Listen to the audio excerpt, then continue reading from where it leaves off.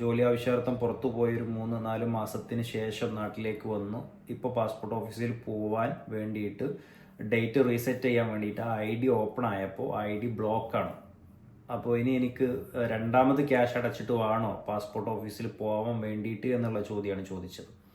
ഒരു പക്ഷേ നിങ്ങളിൽ പലർക്കും ഈ ഒരു പ്രോബ്ലം വന്നിട്ടുണ്ടാവാം.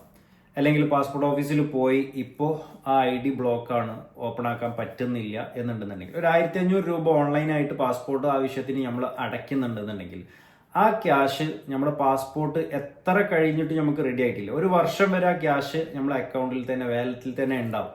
ഒരു വർഷത്തിനുള്ളിൽ നമുക്ക് പ്രോബ്ലം സോൾവ് ആവുകയാണ് എന്നുണ്ടെങ്കിൽ, നമ്മൾ ഡോക്യുമെന്റ്സ് ക്ലിയർ ആവുകയാണെന്നുണ്ടെങ്കിൽ, അല്ലെങ്കിൽ നമ്മൾ ഡേറ്റ് എടുത്ത കേസ് എന്തെങ്കിലും കാരണം കൊണ്ട് നമുക്ക് പാസ്പോർട്ട് ഓഫീസിൽ പോവാത്തൊരു സാഹചര്യം വന്നു, പിന്നെ ഈ ഒരു വർഷത്തിനുള്ളിൽ നമുക്ക് പോവേണ്ട സാഹചര്യം ഓക്കെ ആവുകയാണെന്നുണ്ടെങ്കിൽ ആ ഡേറ്റ് നമുക്ക് റീസെറ്റ് ചെയ്യാൻ പറ്റും. അത് എങ്ങനെയാണ് എന്നുള്ളതാണ് ഈ വീഡിയോയിലൂടെ